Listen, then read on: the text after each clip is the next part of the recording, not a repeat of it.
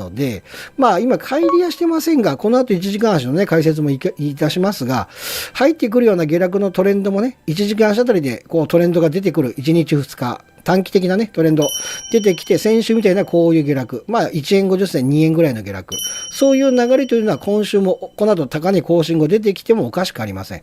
ですので、そのトレンドを掴んでいただければ、1時間足の波ね、下落の波に乗っていただければ、まあ4時間に下に入ってくるようなタイミングで売りのご検討。これいただけますんでね。まあ4時間に下に入ってくるようなタイミングで売りのご検討。これいただけますんでね。ですので、まあ、100ビップスとか、場合によってはね、150ビップスの下落の波の中の20ビップスの何度かみたいなね、形になるかと思いますし、